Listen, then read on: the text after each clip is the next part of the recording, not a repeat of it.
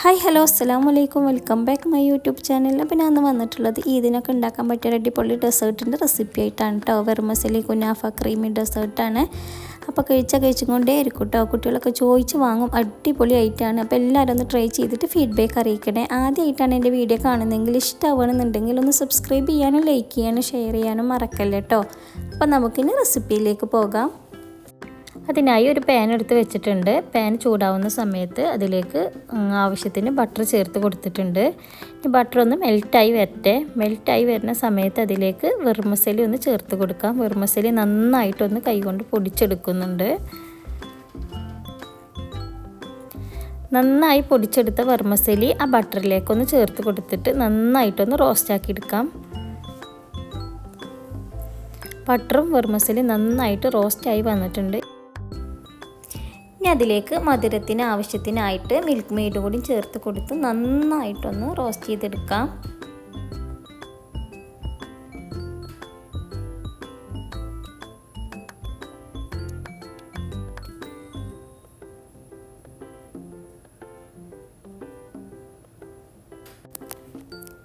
ഇതൊന്ന് മാറ്റി വെക്കാം. ഇനി വേറൊരു ബൗളെടുത്ത് വെച്ചിട്ട് അതിലേക്ക് 2.5 കപ്പ് പാലും കൂടി ചേർത്ത് കൊടുക്കുന്നുണ്ട്.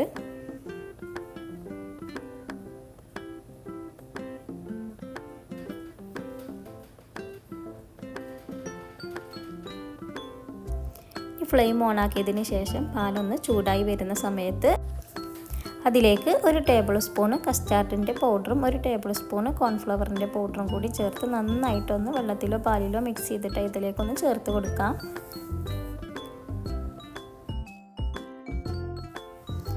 ഇത് നന്നായിട്ടൊന്ന് ഇളക്കിയെടുക്കാം. കൈയെടുക്കാതെ കുറച്ച് നേരം ഒന്ന് ഇളക്കിയെടുക്കണം, അല്ലെങ്കിൽ അടിക്ക് പിടിക്കാൻ സാധ്യതയുണ്ട്.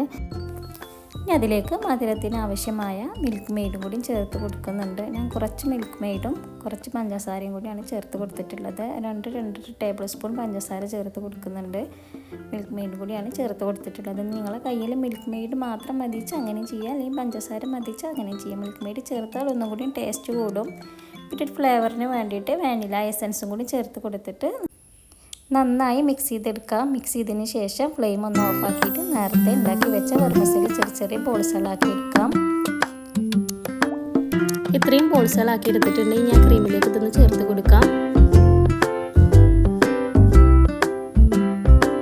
അടിപൊളി ടേസ്റ്റാണ് കേട്ടോ. അപ്പോൾ എല്ലാവരും ട്രൈ ചെയ്തിട്ട് ഫീഡ്ബാക്ക് അറിയിക്കണേ.